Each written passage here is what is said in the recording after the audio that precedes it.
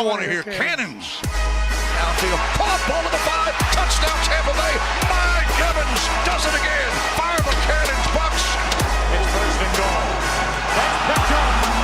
That's picked off. And who else? Rondé Barber. And the Tampa Bay Buccaneers may ride to the Super Bowl with that one. Third down, 18. Dropping Gannon, looking Gannon. Throws up with the head. Intercepted. 30. Derek Brooks 30. Brooks to the 25. Derek Brooks all the way. There it is. The dagger's in. We're going to win the Super Bowl. And there the cannons go. Fire them. Keep on firing them. Keep on firing them. The Tampa Bay Buccaneers have another big-time test at home in Raymond James Stadium this week as they will host the Philadelphia Eagles. Before we dive into today's conversation with Leigh Mayock, we are going to take a look at this lengthy injury report for Tampa Bay and go over some of the key player updates for this week. We will start at the right tackle position. Goedeke returned to practice for the Buccaneers this week. He was limited participation on Wednesday, and he was full participation on Thursday. Now, the interesting thing with Goedeke is he has not officially cleared concussion protocol, but going from limited participation to full practice, full go on Thursday is a really good sign, and he looks to be trending in the right direction. So that could be a big-time return for this Buccaneers offensive line in Week 4. Moving on down the list here, Greg Gaines pops up along the defensive line, and this is interesting to watch because this is a guy that the Bucs have leaned a lot on Greg Gaines these past couple of weeks. He's playing more snaps than he probably has at all during his time here in Tampa Bay because they are shorthanded Calijah Kancey. They're shorthanded Vita Vea, who did return to practice this week. We'll talk about him. But Will Golston also been dealing with injury, so Greg Gaines been getting his fair share of work. And the interesting thing about this as well, it's an ankle injury that popped up on Thursday. He was fine, full go on Wednesday, and then dropped down to limited participation on Thursday. So hopefully he will be good to go. And maybe if the Bucs are able to get Vita Vea back this week, they can cut down on the potential reps that he has. But going to expect him to play. Going a little further on down the list here, this is an interesting one. Running back Bucky Irving popped up with a hamstring injury this week, and that's obviously going to be a little bit concerning. Now, he talked to the media today. He said he feels fine. He said he feels great, and he looks forward to playing on Sunday. But his status on the injury report, he was limited in practice on Wednesday and did not practice on Thursday. So maybe the Bucs are just being a little extra cautious, and they don't want to push him too hard out there and aggravate the injury, kind of what they're going through with Calijah Kancey. We did get an update on him this week as well. But Bucky Irving, his status somewhat up in the air. He says he's fine. He says he's going to play. But if someone on the coaching staff, if a trainer, someone in the front office feels like he's not ready to go, then I wouldn't consider him 100% as of right now. Got to see what that Friday injury report says. But Bucky Irving, something to keep an eye on, is that's another guy that popped up. The injury update on Calijah Kancey. Now, this is interesting. As of this week, J.C. Allen of Sports Illustrated reported that Kancey could be on his way back soon. Now, he did also say it may not be as soon as this week, but he is apparently trending in the right direction. And you got to remember with Calijah Kancey, this is a calf injury, something similar to what was nagging him in that rookie season, kind of led to a slow start. He ended up getting going later on in the season, and a lot of people had a lot of great things to say. There was a lot of hype around number 94 headed into his sophomore NFL season, and the injury bug gets him. Doesn't really get a lot of training camp in the preseason, and kind of waiting for him to ultimately pop back up here in a full-time capacity for the Buccaneers. But I will say this about Calijah Kancey. It's always tough, especially with these big interior defensive linemen, because, we've talked about Vita Vea and his possible return this week and how much of a big-time addition that is for the Tampa Bay Buccaneers. Vita Vea struggled with injuries early on in his career. I remember he had a season ender in the first couple of years. He had a couple of nagging injuries outside of that, but it took Vita Vea, I want to say 3 or 4 years to reach that dominant status, that full-time dominant status, to where the rest of the NFL was able to recognize the talent that he had. Took a little bit to get there. So I am not going to close the door on Calijah Kancey. I still have a lot of stock in the guy, and I personally think he's going to come back into this lineup at some point and really start to excite some Buck fans once again who may have soured their opinion on him. But Calijah Kancey may not be this week. He is expected to be back in the lineup here soon, but hasn't practiced this week. And then Vita Vea, of course, with the knee injury.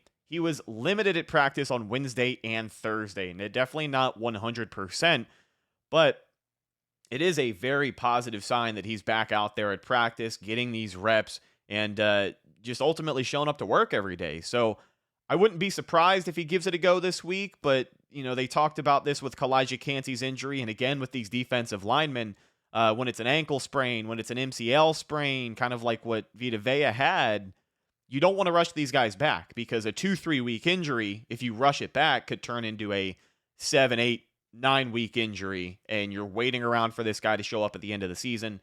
You don't know if you're competitive at that point. So definitely something to keep an eye on here, but maybe big number 50 is able to make a return for Tampa Bay. Antoine Winfield Jr. with that foot injury has not practiced at all.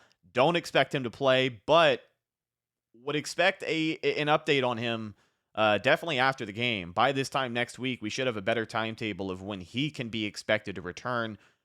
My personal guess is within the next few weeks. And then a lot of the offensive linemen here outside of Luke Goedeke popping up. Tristan Wirfs at left tackle. He was limited at practice this week with a knee injury. It's kind of a bad luck of the draw here for Tampa Bay early on. I know a lot of people may want to get upset at the trainers or the nutrition staff. I don't know. Someone usually wants to find someone to blame, but I think the Bucs just having an unlucky go of it here early on in the season with the injuries. You want to come out, at least get into the bye week as healthy as you can. But, a lot of these guys already feeling banged up throughout the season. Now, a lot of them are veterans. Let's remember that. A lot of these guys getting maintenance days. I would expect a Mike Evans being limited, a maintenance day for him. Chris Godwin popped up with a neck injury this week. He's probably going to take it easy at practice, being one of the veterans on the offense there. And maybe that's the case with Tristan Wirfs, but hopefully nothing too bad and nothing that we see throughout the rest of the season. But it's football, man. It's that time of year. Now let's go over the Eagles really quickly. Mekhi Becton at the guard position with a finger injury. He was limited and then full participation on Thursday. He'll probably play. The big two storylines out of the injury report for Philadelphia are the wide receivers and the right tackle, Lane Johnson. A.J. Brown with a hamstring injury and Devontae Smith coming off of concussion protocol. Neither of those guys have practiced at all. And we'll dive into that a little bit more here with Leigh Mayock in a few minutes. But the wide receiver depth in Philly, behind A.J. Brown and Devontae Smith, there's a lot of question marks there. So it'll be interesting to see the offensive approach that Philadelphia is able to take this week if both of those guys are not available. They're hoping that they can get one or the other. And then Lane Johnson at the right tackle position coming off of concussion protocol has not practiced at all. And the interesting thing about this is that if Lane Johnson, probably the best offensive lineman they have left with the departure of Jason Kelce, but on top of that, if he cannot go, then former Buccaneers offensive lineman Fred Johnson will fill in at right tackle. So a lot of things to pay close attention to here in the final few days before the Week 4 kickoff. The Buccaneers hosting the Philadelphia Eagles in Raymond James Stadium. Should be a great game. Let's get into today's conversation with Leigh Mayock, the host of Bleav in Eagles, and we'll talk to you soon with more updates. Hey guys, welcome back to Bleav in the Eagles podcast. I'm your host, Leigh Mayock, and today I am joined by Tampa Bay Bucs greats, Rhett Matthew and Evan Wanish. How are you guys? Hosts of the Cannon Fire podcast. Interesting matchup ahead of us, I think. The Eagles are coming off of a Week 3 somewhat surprising win in New Orleans against Derek Carr and the Saints. And I think that some might say that the Tampa Bay Bucs came off a very surprising upset loss to a rookie quarterback, Bo Nix, and the Broncos last week. I know there were a lot of injuries on the Bucs end, especially defensively. How much do you think that played into the Bucs loss this past weekend? I think it definitely played a factor, especially when you're looking at the Buccaneers pass rush, and we're lack thereof on Sunday. They didn't register a sack against Bo Nix. The second straight game, they've had 0 sacks. And being without Vita Vea, being without Kalijah Cansey, two key pieces up the middle there on their defensive line, but also in the secondary, being without Antoine Winfield Jr., who Antoine Winfield Jr. and Vita Vea, arguably two of the 3 best players on the Bucs defense. So you had Levante David out there, who I would argue those are the 3 best. Mm-hmm. But it's tough sledding whenever you're without those guys. And I think it was definitely something to where Bo Nix took advantage of that. And look, Sean Payton is very familiar with Todd Bowles, and Sean Payton took advantage of a Todd Bowles defense that when Payton was with the Saints, he dominated basically, and it didn't really matter if he was with Denver this time. So yeah, definitely something there. Bucs fans want to get a bad taste out of their mouths for sure. Yeah, that was, and you guys were coming. I mean, you were coming off some great wins too. So that's so disappointing. Eagles fans understand how you're feeling. Rhett, bring you back in. Did we insult you? We were just talking about the weather, and then I lost power. So kicked me right out. And look, now your names are messed up too. Everything's fine. This is a hurricane podcast. Everything's great. So wait, now I forget what we're talking about. The disappointing loss for the Bucs. What's the fans' vibe right now? Is this make it or break it? Are they having sheer support for the Bucs? Like, what's going on? Are they worried? What's up? I think a lot of the fan base is stuck somewhere between extreme overreaction and just coping with why the Bucs played the way that they did. A lot of people are incredibly frustrated with a game like that because week 1, you played well. You put up 35 plus points in a brand new offense. Baker was playing well. The offense was meshing. I know the run game wasn't exactly where they wanted it to be, but things were looking up. Week 2 against Detroit, this was maybe the toughest game in the early window of the Buccaneers schedule. A lot of people expected them to lose that game. They played great. They step up despite the injuries left and right. You're missing every guy in the interior on your defensive line, and they are able to play well, force a couple of turnovers, and play bend but don't break defense on the road against a really good Lions offense. So it looked like they had turned a corner. A lot of people were very excited about where this team could go. You get revenge off of the team that ended your season last year in the postseason, and a team that a lot of people still regard as one of the better teams in the NFC, and the Bucs look great. They played great against them on a roll. And I think even looking back at the game film, watching the game again against the Broncos, that was not the Bucs out there. I don't know what team it was, but it was not the Tampa Bay Buccaneers we saw week 1 and week 2. And it was just a lack of effort. They got out-coached, they got outmanned, out-schemed, whatever you want to call it. But what a lot of it showed us was that the players on the field just didn't look like they wanted to be there. And that was, I think, the most disappointing part. So a lot of people are taking themselves back to square one and feel like there is nothing redeemable about this team because of the injuries and the spot that they find themselves in now. And a lot of people are still trying to come up with reasons why it was a fluke and why they will be ready to play against the Eagles. But I think most people know that the season is not over. It's just definitely disappointing, and it leaves a sour taste in your mouth to see them play the way that they did against Denver. A team on paper that they should have beat by 10 points, and they just were not prepared. It's honestly so interesting hearing you, because if you took out the specifics of the things that you're saying, the team names and matchups, I would think I'm speaking to another Eagles person, because there are so many parallels.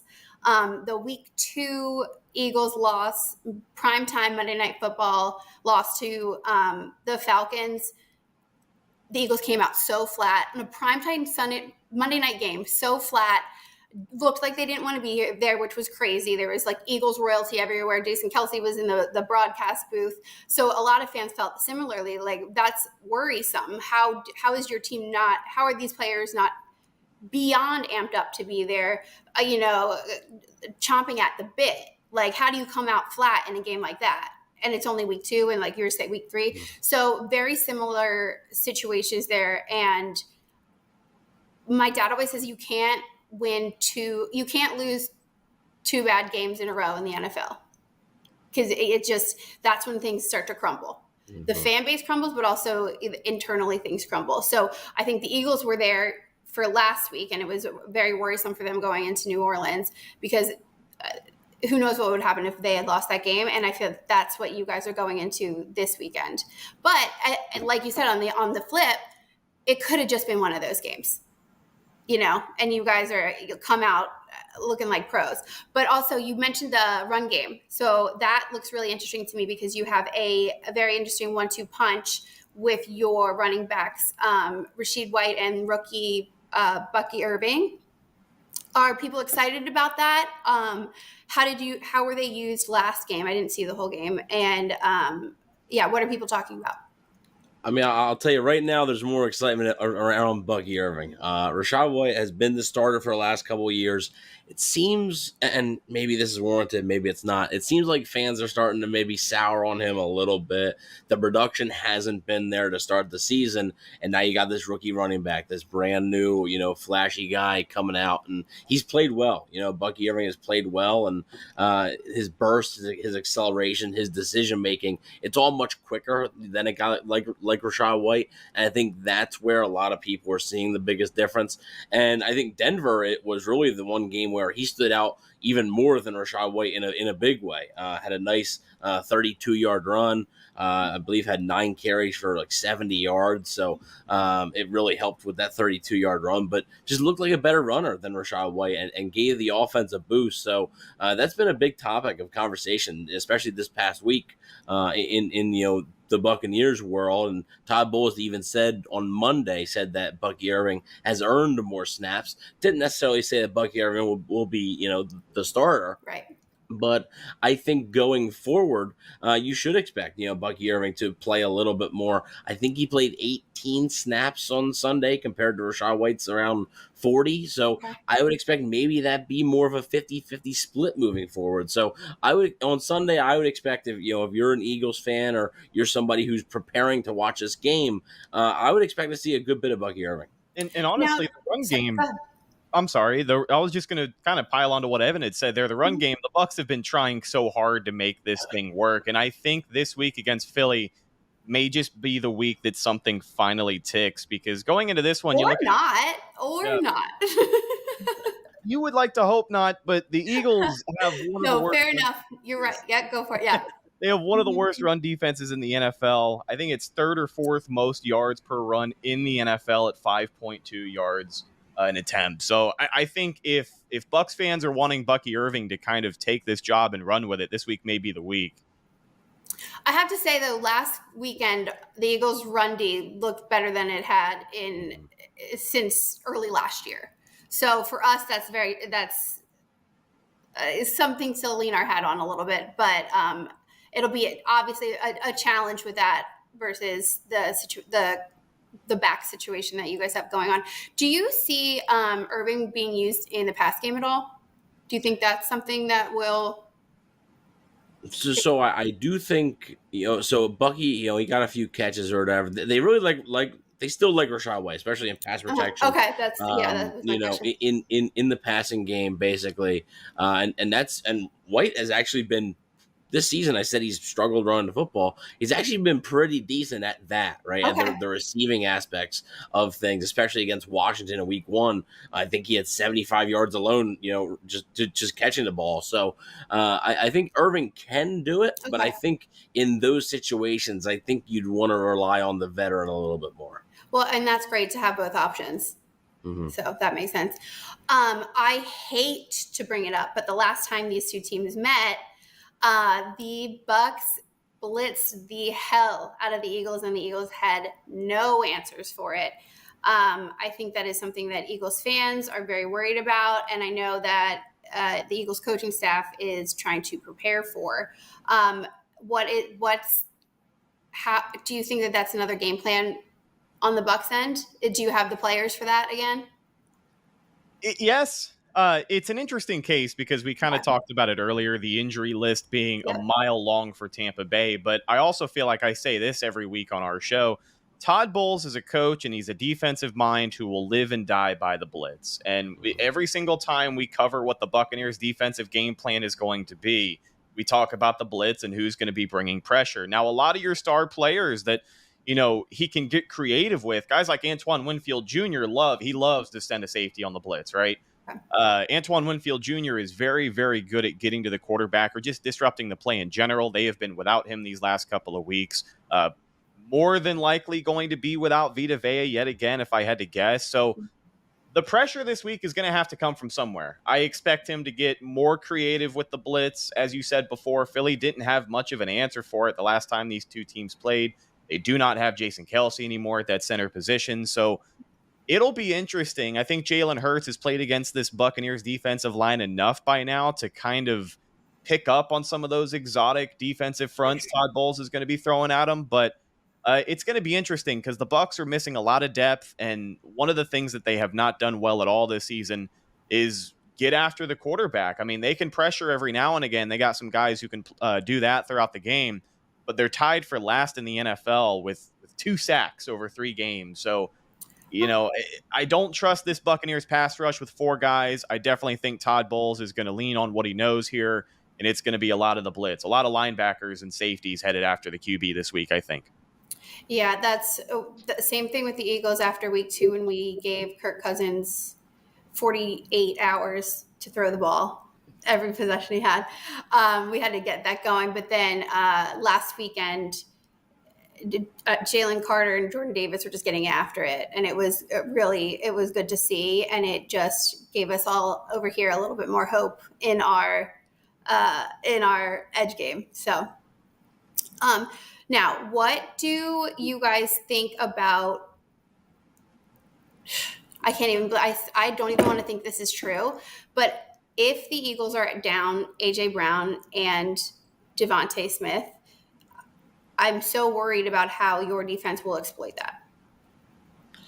Yeah, I mean, obviously, going to be tough sledding, I think, for an Eagles offense who, the receiving depth or whatever, I think, has been a question, right? The A.J. Brown, Devontae Smith are a really good duo. Behind them, there were some questions I know in training camp about, a wide receiver 3. Mm-hmm. There were some questions there. I just think, the Eagles would have to rely on Saquon Barkley. I think both in the run and pass game, right? Not just in the running game. The Buccaneers, their secondary, I would expect them to be without Antoine Winfield Jr. again this week. So that will help the Eagles. Mm-hmm. But, Jordan Whitehead has played well as the other starting safety. A guy like Christian Izien has stepped in from time to time there at safety. And then they have Zion McCollum at corner, who they're really taking a chance on. Okay. And actually his brother, Tristan, plays for the Eagles. So, wait, no way. I didn't know that. Yeah, they are brothers. So brotherly love? Oh, that'll be great. Yeah. And McCollum has played pretty well to start the season, and the Bucs are hoping for another good performance out of him. Jamel Dean is the cornerback 1, basically. He's going to need to have a bounce back game. Did not have a good game last week against Denver. So, I think there are ways that the Buccaneers could take advantage of that. It's really going to come down to, though, if the Bucs can stop the run. The Bucs run defense has been decent, hasn't been as good as it was back in 2020, 2021. Having potentially Vita Vea back, I think, would help that. We'll see if he can play. I think it'll be close. But I think it's all going to come down to, can the Bucs stop Saquon Barkley? If they can, I think the Bucs defense could have a good day. If they can't, I don't really think it matters who the Eagles receivers are out there. Dallas Goedert obviously had a huge day in New Orleans last week. Yeah. I think you could rely on him. So if the running game's working, you can get the play action going, and I think it could create a lot of trouble for the Bucs defense. But I think it all depends on stopping Saquon Barkley in this game. Yeah, that seems to be the case. I mean, I have so much fun watching Saquon Barkley. When you see all the different angles, the camera angles of him, of the getting blocked, seeing the whole, and then just taking these bouncy steps with so much speed, basically into the end zone. I'm like, this is a freak, an absolute freak. And I'm so glad that he's on my team. But yeah, like you said, I mean, being with AJ Brown and Devontae Smith both were on the injury report yesterday. They did not participate. Regardless, they're going to have to elevate, I think, at least 2 wide receivers from the practice squad if they don't go outside the building. The good thing is with Howie Roseman, how he creates the depth on his team. He actually picks he has a lot of veterans sitting around, and just for cases like this. So we have like a Paris Campbell and a John Ross, who are veteran guys that I would assume they would be. There's like 5 wide receivers on the practice squad right now, but I think those 2 would be the ones elevated. But still, it's because obviously Goddard is going to be getting a lot of attention from the defense. And then if we have to rely on practice squad elevated players, at least they're veterans. So I always really love how he kind of assembles his teams.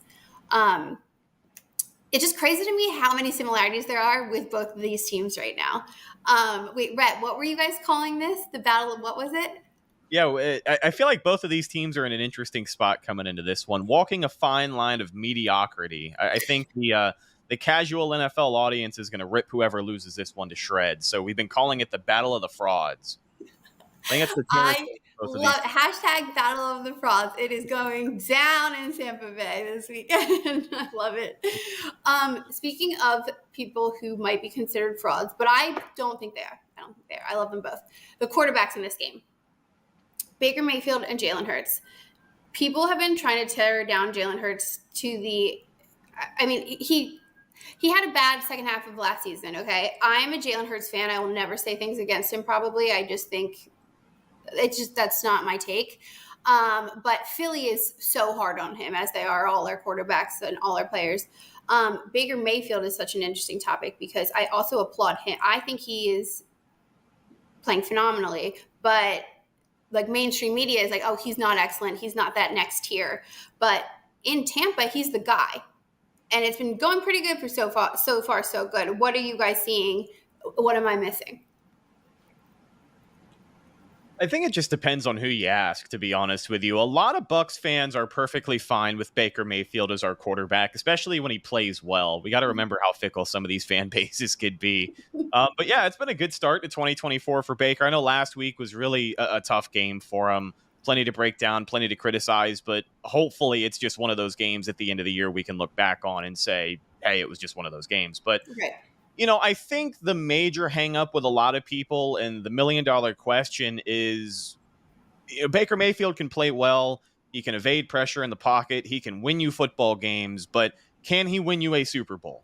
Right. This is a Bucs fan base that went from Tom Brady, who even in 2022, when the Bucs were just abysmal, the worst season of Brady's career in Tampa, for his final season in 2022. Even then, people were always making the argument that Brady is better than the guys around him. He doesn't have a lot to work with. He's still got the juice. He can still take this team to a Super Bowl level. There's a lot of people who look at what Baker Mayfield has done in 23 and so far in 24, and they still can't really decide if he is a guy that they can trust to take this team to the next level. The Bucs have a good enough roster. Maybe on defense, you got a lot of holes right now, some injuries, some things that you have to address. I do think there are plenty of things on this Bucs team right now that stop them from being a Super Bowl contender. But I personally like Baker Mayfield. I like rooting for the guy. Mm-hmm. I like the chip on his shoulder that he shows up with every single week. I like that he is just one of the boys in the locker room, and he's pretty transparent about his approach and, the way that he just takes things day by day. He's easy to root for. But last week, a perfect passer rating in Lambeau, first quarterback in NFL history to do that, and then he follows it up by beating the hell out of the Jaguars. That's when I decided to hitch my wagon to Baker. But Evan is one of those guys, wanted to get his take as well. Kind of sees both sides of the argument here, and I don't know. Has Baker Mayfield won you over yet, my friend? Yeah, it's you'll see if you ever look at a comment section of one of our shows, you'll be able to see a lot of stuff directed at me towards Baker Mayfield. Oh man. So I mean, look, I think Baker is good, and Baker has proven me, even me wrong, right? By mid-season last year, things were not looking good for the Buccaneers, and they were able to turn around, just like Rhett said, had a big win in Lambeau, and then beat the Jaguars on Christmas Eve, and then went to the playoffs, won a playoff game, and played well in the second one too. Like almost only lost to the Lions by one possession, had a chance to tie it at the end there. And then they come out this year, and Baker Mayfield plays great against the Commanders, and then leads them into Detroit when they were shorthanded and won that football game. And yeah, I don't. the thing is that people get hung up is when you talk about, okay, can he win a Super Bowl? I'm not exactly sure, right? Because of the consistencies that he's shown throughout his career. And the consistency is he's been inconsistent. That's been the issue. He has suffered some injuries. Obviously, the coaching staffs that he's had, whether it's 8 or whatever, 7 or 8 different offensive coordinators, whether it was Cleveland or Carolina, or I mean, we see what happens to quarterbacks in Carolina right now.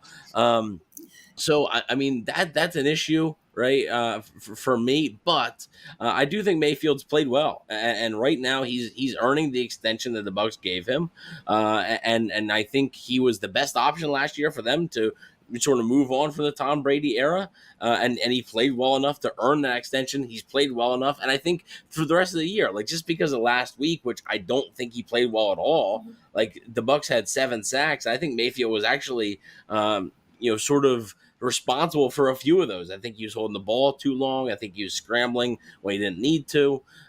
Just because he had one bad game, I'm not writing him off completely, but I do want to see how he bounces back, against an Eagles defense that is up and down as well. It's the Eagles defense that played really well last week, but like you said, the week before, with about a minute left, let Kirk Cousins, drive down the field pretty quickly. So I want to see what Eagles defense shows up, but I also want to see which Baker Mayfield shows up. And that's fair. It makes a lot of sense. I am just really focused right now on the way that you said the word TALK. Are you from Philadelphia? Yes, I am. Stop. You are? No one told me this. You said you said talk, like a Philly guy. Yeah, I'm actually in Pennsylvania. Yes. Yep. Wait, stop. Okay, do you want to be friends? Sure. Cool. Wait, how? Okay, so are you not an Eagles fan though? I'm not. My dad grew up a Bucs fan, and it is always grew up in a dad or a grandfather that changes the trajectory of entire generations to come. Yeah. Because here you are talking like one of us, being like one of them. You should hear all the joins I got to edit out of every episode. Usually 20 to 30. Don't bother. Just keep it in there. Keep it in there. Right. No, but guys, thank you so much for coming on. I'm so excited for this matchup. I think it's going to be great. There's a lot to lose for both. It's still early for both, which is also crazy because since preseason we're talking about Super Bowl contenders and we're in it's only week 4, but still every game matters, and it seems like every game has been a complete surprise. Like every team I thought would win last week lost. So it's just, especially this game, like you guys said, it's up for grabs pretty much, but it'll be exciting nonetheless. So thank you guys so much for coming on. We have to do this again. Yeah, Leigh. Evan, you're my new friend. Rhett, you are my friend too, but you're just not a Philly John. I get it. But stay safe in the hurricane. Thank you guys, and we will definitely talk soon.